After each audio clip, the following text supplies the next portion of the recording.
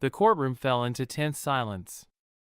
A fair-skinned judge, known for his strictness, looked up and spoke 3 words to a black boy, words no one expected to hear. The boy froze, his eyes widening in shock, while the room grew so quiet you could hear someone exhale sharply. What did he say? Why did these words shock everyone? What do you think those 3 words were? Write in the comments where you're watching from and share your guesses. And to find out the rest of the story, make sure to subscribe to our channel. The boy had always known struggle, but nothing could have prepared him for the cold emptiness that came with losing his mother. She had been his anchor, the only source of warmth and safety in a world that seemed determined to break them both. Her laughter, soft but resilient, had once filled their small apartment with hope, even when the cupboards were nearly bare and the rent was overdue. Now, that laughter was gone, leaving a silence that felt heavier than anything the boy had ever known. When she passed, the boy's world crumbled. He was only 10, too young to fully understand death, but old enough to feel the crushing weight of her absence. Her death was sudden, a cruel thief that took her away in the night, leaving him to wake up alone in their tiny apartment. The social workers came quickly after, their faces polite but distant as they explained that he would be moved to a group home. Their words were rehearsed, lacking the compassion he desperately needed. He didn't cry, not because he wasn't sad, but because the weight of his grief was too overwhelming to find release. The group home was worse than he could have imagined. It wasn't the physical conditions that made it unbearable, though the cracked walls and stale air didn't help. It was the feeling of being invisible, of being just another number in an overcrowded system that didn't care about him. The other children were loud, hardened by their own traumas, and the staff, though well-meaning, were too overworked to notice the quiet boy who sat in the corner, clutching a worn photograph of his mother.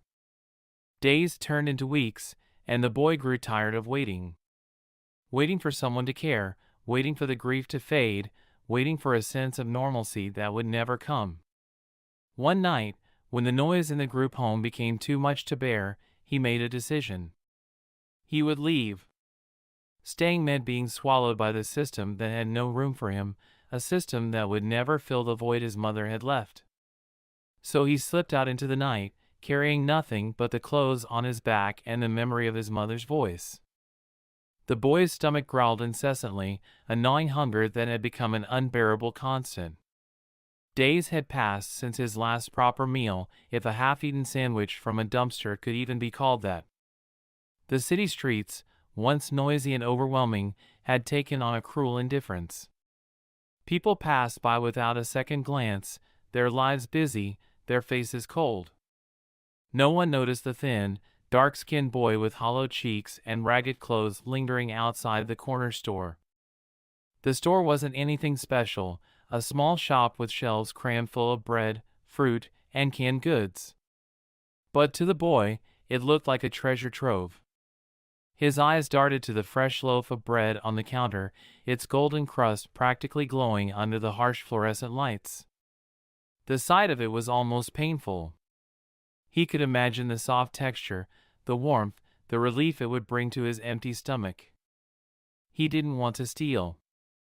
His mother had always taught him to do what was right, even when life was hard. "We might not have much," she used to say, her voice full of quiet strength, "but we have our dignity." Her words echoed in his mind as he stood frozen near the store window. But dignity didn't quiet the ache in his belly, and it wouldn't keep him alive. With a deep breath, he pushed open the door, the jingling bells sounding louder than he expected. The shopkeeper, a burly man with a grizzled beard, glanced up briefly but quickly returned to stacking cans. The boy's heart raced as he shuffled toward the counter, pretending to browse. His small, trembling hands hovered over the loaf of bread before finally snatching it. He shoved it under his jacket and turned to leave, his movements quick but uncoordinated. "Hey!" The sharp shout froze him mid-step. The shopkeeper had seen everything. Before the boy could make it out the door, the man's heavy hand clamped down on his shoulder. "Where do you think you're going?" His voice was filled with anger, and his grip was iron. The boy squirmed, his face flushing with shame and fear. I was just hungry," he stammered, his voice barely above a whisper. But the shopkeeper didn't care. "You think that's an excuse to steal?" "Huh." He dragged the boy back toward the counter, his voice booming. "You kids think you can just take whatever you want and get away with it. Not this time." The boy felt tears welling in his eyes, but he refused to let them fall. He didn't want to give the man the satisfaction of seeing him cry. The bread slipped from his jacket and hit the floor with a soft thud, a painful reminder of his desperation. The shopkeeper grabbed the phone and dialed the police, his words sharp and clipped as he reported the theft. When the officers arrived, the boy's heart sank further. He had never been this close to the law before, and their stern faces and crisp uniforms made him feel even smaller. They didn't ask him why he did it. They didn't ask if he was okay. They simply cuffed his small wrists and led him out of the store, the weight of their indifference pressing down on him. As they drove him to the station, the boy stared out the window, the city passing by in a blur of lights and shadows. He thought of his mother, of how she would have scolded him for stealing but then held him close, understanding his desperation. But she wasn't here anymore, and now he was completely alone. At the police station, they fingerprinted him and asked for his name, their voices void of empathy. He sat on a hard bench, his head bowed, waiting for whatever came next. When they told him he would be taken to court the next morning, he didn't react. He was too tired, too defeated to protest. The next day, the courtroom felt massive, its high ceilings and polish wood overwhelming.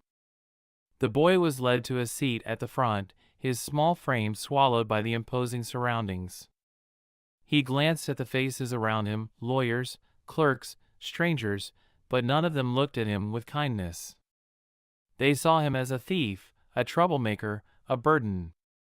When the judge entered, the boy barely raised his head. He didn't expect anything from the man in the black robe, whose presence seemed as cold and detached as the rest of the room. The boy braced himself for the inevitable punishment, scorn, rejection. After all, that was all the world had ever given him. The judge entered the courtroom with the same commanding presence he carried into every case. His black robe swept behind him as he ascended to the bench, his face a mask of stoic authority. He was a man who rarely betrayed emotion, and his reputation for strictness preceded him. Lawyers, defendants, and even fellow judges regarded him as an unyielding force of the law, someone who saw the world in absolutes, right or wrong, guilty or innocent. There was no room for excuses, no space for compassion in his courtroom. As he took his seat, his sharp eyes scanned the room, settling briefly on the boy sitting at the defendant's table.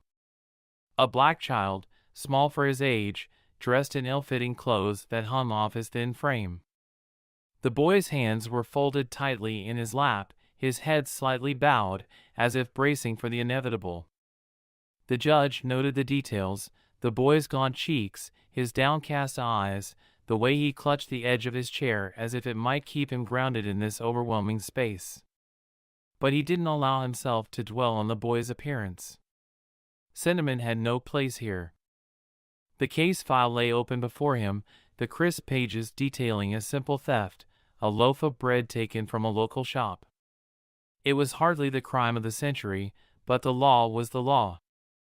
The store owner's statement was clear: the boy had stolen, been caught, and now stood before the court to answer for his actions. The judge had seen cases like this before: a young defendant, often poor, sometimes desperate, caught in a cycle of petty crime that would likely escalate if not addressed. To him, it was a familiar story, one that rarely ended well. He glanced at the boy again, this time with a hint of scrutiny. He had dealt with youthful offenders many times, children whose circumstances often mirrored this boy's: poverty, neglect, desperation. But the judge had long since learned to harden his heart against these stories. The law demanded impartiality, and he prided himself on his ability to deliver justice without letting personal feelings cloud his judgment. If the system was flawed, that wasn't his responsibility to fix. His role was to enforce the rules, not rewrite them. As the prosecutor began to present the case, the judge listened with practiced detachment. The details were straightforward. The boy had been caught red-handed with the stolen bread. The store owner had called the police, and the boy had offered no resistance. When questioned, he had said only that he was hungry. The prosecutor's tone was crisp and unyielding, emphasizing the need for accountability, even for someone so young. Theft was theft, after all. Society could not function if rules were bent for every sob story. When the prosecutor finished, the judge turned his attention to the boy's public defender. The woman stood hesitantly, her voice steady but subdued as she spoke of the boy's circumstances. She described how he had recently lost his mother, how he had no family to care for him, how he had been placed in a group home but had run away out of fear and loneliness. She argued that his actions, while wrong, were not malicious. They were the desperate actions of a child trying to survive in a world that had failed him at every turn. The judge listened without interruption, his expression unreadable.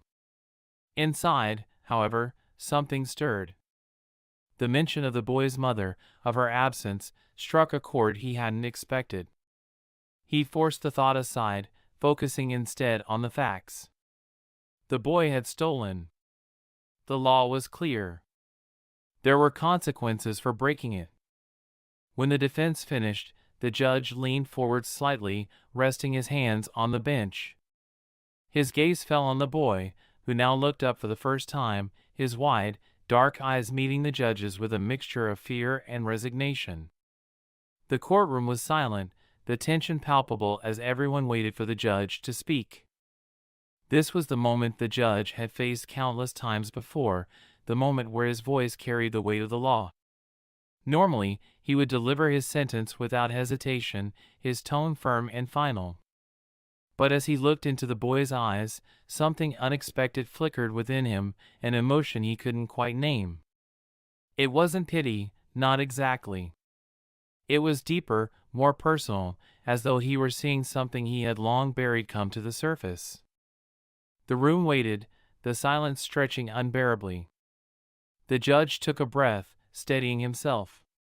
He was here to deliver justice, not to question the system. And yet, as he prepared to speak, a memory tugged at the edges of his mind, unbidden and unwelcome. He forced it down, focusing instead on the task at hand. Justice was not about personal feelings. It was about order, about ensuring that everyone, child or adult, understood the consequences of their actions. But as the words formed on his lips, as he prepared to pronounce the sentence, he hesitated. For the first time in years, he found himself questioning the rigidity of the very system he had sworn to uphold. And in that moment of hesitation, something profound began to shift. The courtroom was utterly silent, the kind of silence that seemed to stretch infinitely, heavy with anticipation and disbelief. The judge sat motionless, his stern face betraying none of the turmoil swirling within him. The boy, seated before him, was small, fragile, a stark contrast to the grandeur and authority of the courtroom.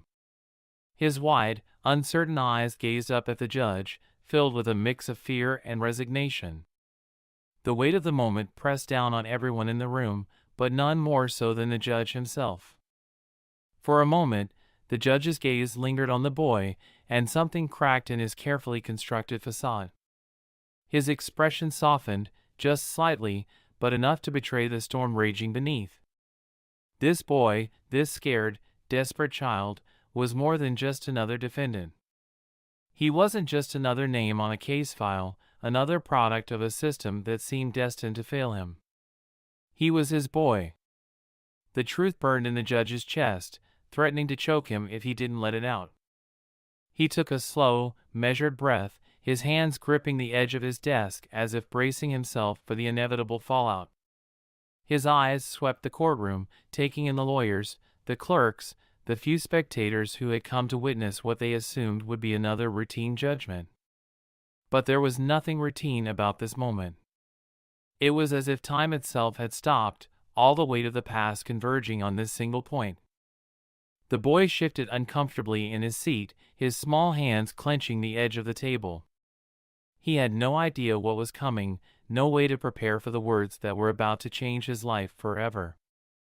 The judge leaned forward slightly, his voice low but steady as he broke the silence. "I am your father." The words hung in the air like a thunderclap, reverberating through the room with an intensity that seemed almost physical. Gasps rippled through the courtroom, the sound of shuffled papers and murmurs breaking the fragile stillness. The boy's eyes widened, his mouth falling open in shock. For a moment, he simply stared at the judge, his expression frozen between disbelief and confusion. "What?" The word escaped the boy's lips in a whisper, barely audible, but it carried the weight of his entire world being turned upside down. His mind raced, trying to make sense of what he had just heard. How could this be true? How could the man who sat on the bench, the embodiment of authority and distance, be his father? The memories came rushing back, vivid and painful, as the judge sat at his desk. He could still see her face, the boy's mother, so full of life, her laughter warm enough to melt even the hardest parts of him. They had met years ago, in a time when he still believed love could conquer anything. She was unlike anyone he'd ever known, strong, brilliant, with a spark in her eyes that refused to dim, no matter how much the world tried to push her down. They had met by chance, their worlds colliding in a way that felt both impossible and inevitable. He was a young man on the rise, carrying the weight of his family's expectations. She was a woman determined to carve out her own path despite the barriers society had placed before her. Their connection was instant, a bond that defied logic. They had stolen moments together, walking through city parks, sharing quiet conversations in hidden cafes. For a while, it was perfect, an oasis from the suffocating rules of the world around them. But the world always found its way back in. His parents had been the first to notice the changes in him, the way he smiled more, the way he seemed distracted during family dinners. When they finally pried the truth out of him, their reaction was swift and merciless. "You're throwing your future away," his father had thundered, his voice echoing through the family's sprawling home. His mother's reaction was quieter but no less cruel, a tearful plea laced with prejudice disguised as concern. "She's not like us. She'll never fit in. People will talk. Do you want to ruin everything we've built?" Their words stung, but what cut deeper was their unrelenting pressure. They threatened to cut him off, to strip him of everything he had worked for. His father made it clear that their family name would never be associated with someone like her. The judge, then just a young man desperate for approval, had crumbled under the weight of their expectations. He had ended things with her, not because he stopped loving her, but because he was too afraid to fight for what they had. He could still remember the look on her face when he told her. The pain in her eyes, the way her voice broke as she asked him why. He had no answer that could justify it, no explanation that could ease the hurt. "I thought you were different," she had said, her voice heavy with betrayal. Those words had haunted him ever since. But even after their relationship ended, he couldn't stay away completely. He watched from a distance as she struggled to raise their son alone. She had never asked him for help, never demanded anything from him, but he couldn't ignore the guilt that gnawed at him.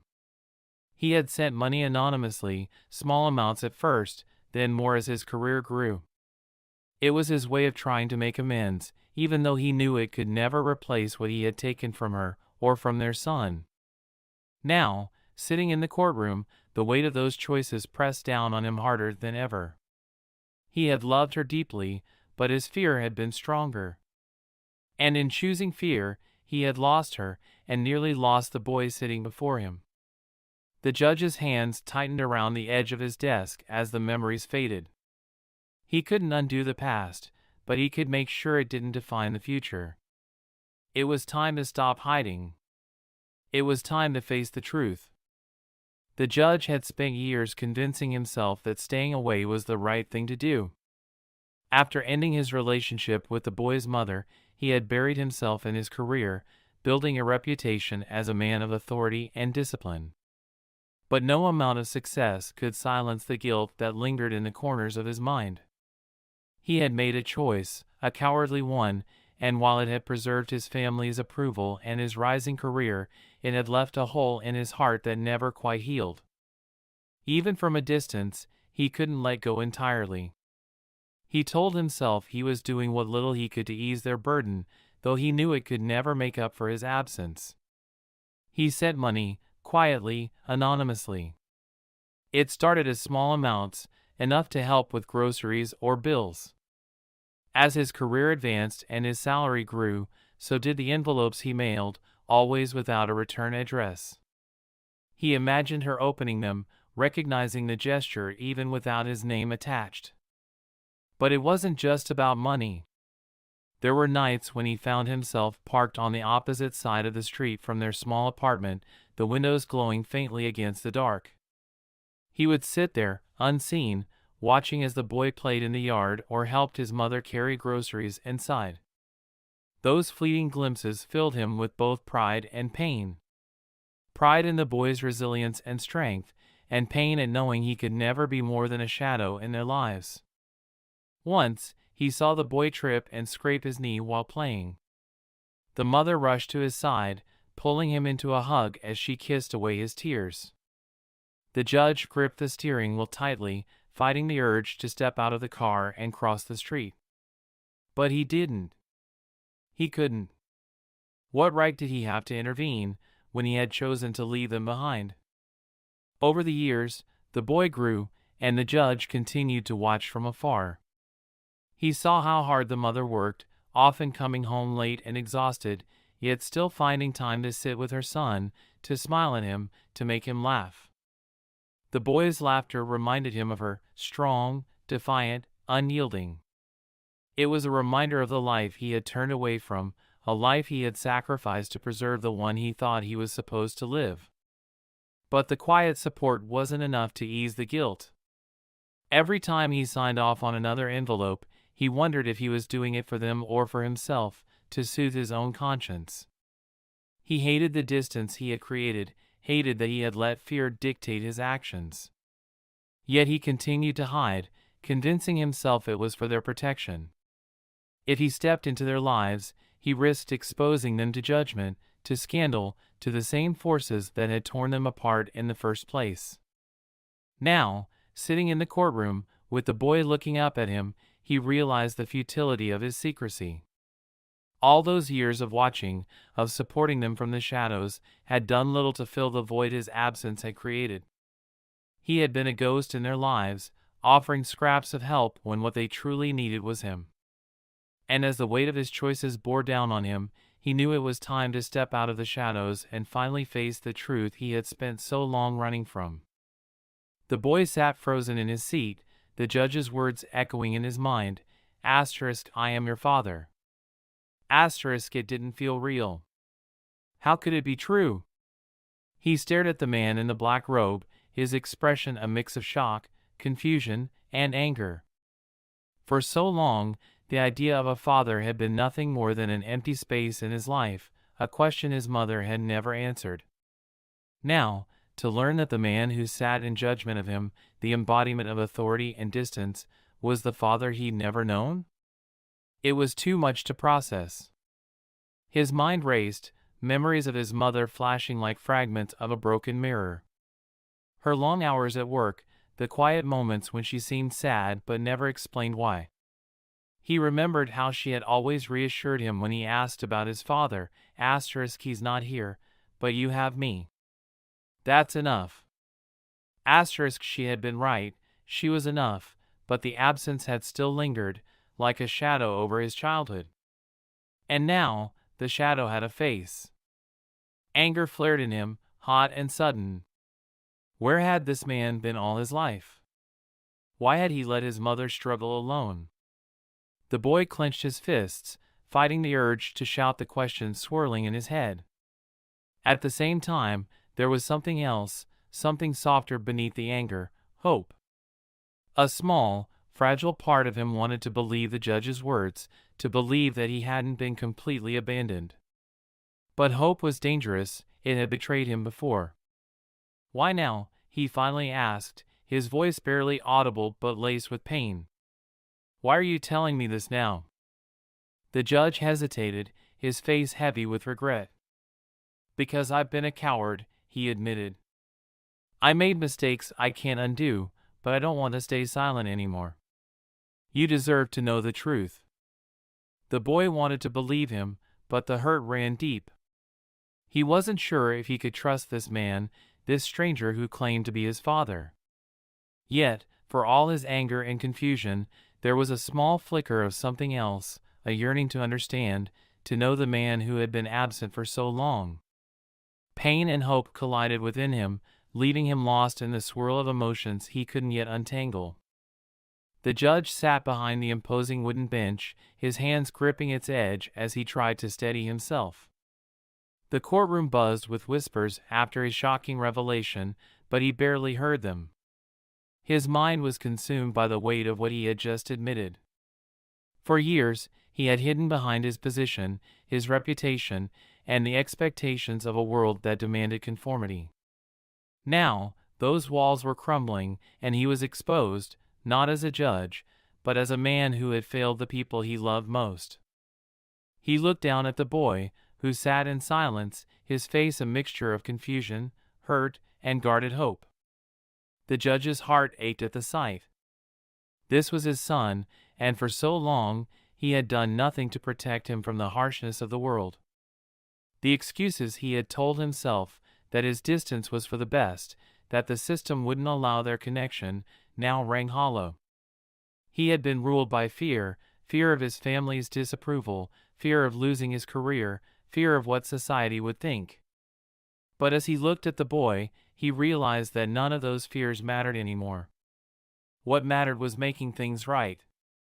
The judge sat straighter in his chair, the weight of decades pressing down on him. He could feel the judgment in the room, not just from the lawyers and onlookers, but from the system itself, the unspoken rules that had kept him silent for so long. It would be easy to retreat into the safety of his authority, to dismiss his admission as a fleeting moment of weakness. But he couldn't do that. Not now. Not anymore. He cleared his throat, the sound silencing the murmurs in the courtroom. His voice, steady but heavy with emotion, carried across the room. "I know what I've said today will raise questions. I know many of you are wondering why I've chosen to speak now, after so many years. The truth is, I can no longer hide from what I've done, or from what I've failed to do." The judge's eyes moved back to the boy. "I have let fear guide my decisions for too long. Fear of losing what I thought mattered, my career, my reputation. But in clinging to those things, I lost something far more important. I lost time with you." His voice faltered for a moment before he continued. "I can't change the past, but I can choose what I do now. And I choose to stand by you, no matter what it costs me." The room was silent again, but this time it wasn't the uneasy stillness of shock. It was something heavier, a collective understanding of the gravity of his words. The judge had spent years enforcing the rules of a system built on appearances, on maintaining power and order. Now, he was breaking those rules, risking everything to acknowledge the truth of who he was and who this boy was to him. He knew the backlash would come. The media would seize on this revelation, spinning it into a scandal that would call his integrity into question. His colleagues might see him as weak, his career could suffer irreparable damage, and society's judgment could be ruthless. But none of that mattered anymore. What mattered was that his son had heard the truth, from him, not from anyone else. And for the first time in years, the judge felt a weight lift from his shoulders. The fear that had controlled him for so long was still there, but it no longer held the same power. As he looked into his son's eyes, the boy's expression began to shift. The hurt was still there, and the questions would take time to answer, but there was also a glimmer of something new, something the judge hadn't seen before. It was faint, fragile, but unmistakable. It was hope. The days after the courtroom revelation were quiet but heavy with unspoken words. The judge and his son sat across from each other in a modest room at the courthouse, the weight of years of absence and unanswered questions hanging between them. The boy, still guarded, kept his eyes fixed on the floor, his hands gripping the arms of his chair. The judge, for the first time in decades, felt unsure of what to say. He had delivered countless verdicts, his voice steady and commanding, but now it felt as though every word stuck in his throat. "I know I can't fix what I've done," the judge began softly, his voice uncharacteristically hesitant. "I can't give you back the years we lost. But if you'll let me, I want to be here now." The boy's head lifted slightly, his eyes meeting the judge's for the first time since that day in court. There was hesitation in his gaze, but also curiosity, the faintest flicker of hope. "Why did you wait so long?" he asked, his voice low but steady. The judge swallowed hard, the question cutting deeper than any accusation. "Because I was afraid," he admitted. "Afraid of what others would think, of what it would mean for my career. But those were excuses, and they don't justify what I did. You deserved better. Your mother deserved better." The boy's expression softened just a fraction at the mention of his mother.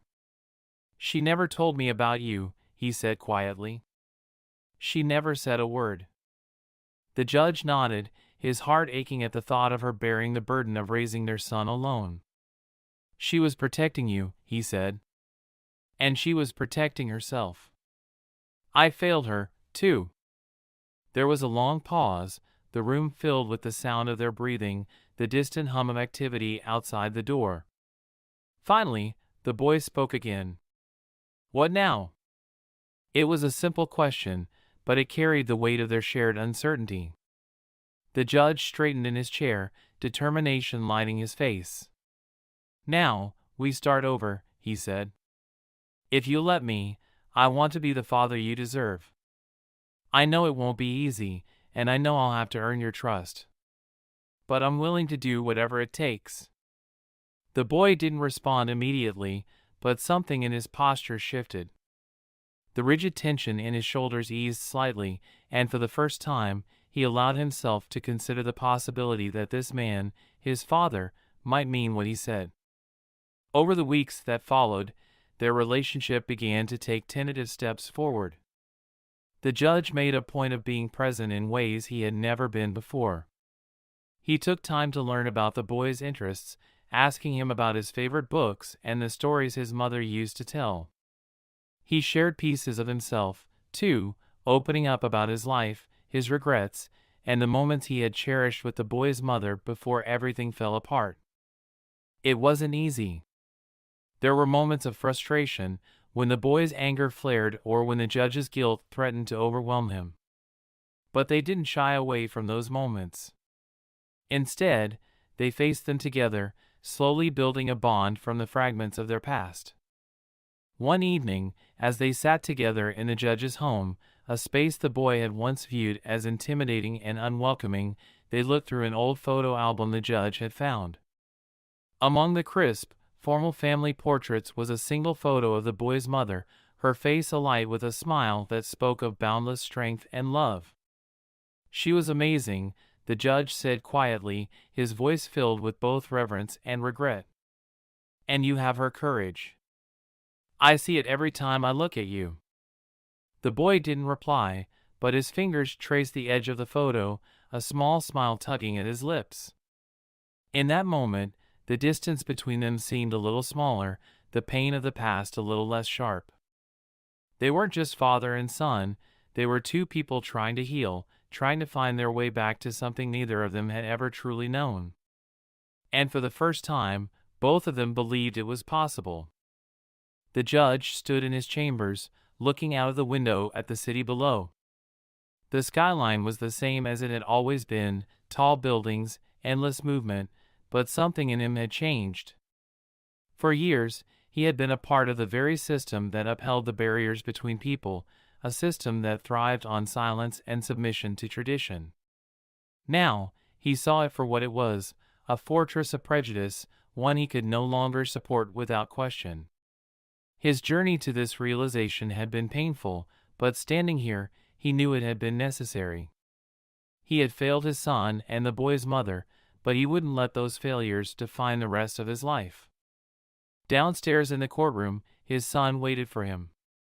They had begun to attend hearings together, not as judge and defendant, but as father and son, learning to navigate their relationship while confronting the injustices around them. The boy had surprised him with his insight, his ability to see the cracks in the system that most people ignored. It was his son's courage that inspired him to take action, not just to make amends in their personal lives, but to create change for others who had been silenced by prejudice. That day, the courtroom was fuller than usual.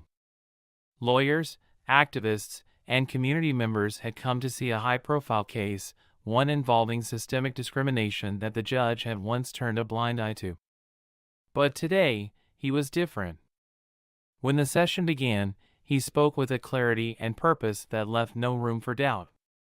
He addressed not only the case but the broader issues of fairness, equality, and the power of truth. "My son taught me something I had forgotten," he said, his voice steady but filled with emotion. "He taught me that justice isn't about punishment. It's about listening. It's about understanding the lives we affect with every decision we make. And it's about ensuring that every person, no matter their background, has a chance to be heard." The room was silent, but this time it wasn't out of shock or judgment, it was respect. His words carried weight, not because of his position but because they were born of experience, of failure, and of a determination to be better. His son, sitting quietly at the back of the room, felt pride swell in his chest. For the first time, he saw his father not as the stern figure who had once been a stranger, but as a man willing to fight for what was right. In the weeks that followed, the judge became a vocal advocate for reform. He used his platform to address the systemic biases that had shaped his own life and career. He worked with organizations focused on helping at-risk youth, inspired by his son's journey and the challenges he had faced. Together, they visited schools and community centers, sharing their story and encouraging others to stand up against prejudice, to find their voices in a world that so often tried to silence them. It wasn't easy. There were critics, people who dismissed his efforts as too little, too late. But the judge knew that change wasn't about erasing the past, it was about building a future where those mistakes wouldn't be repeated.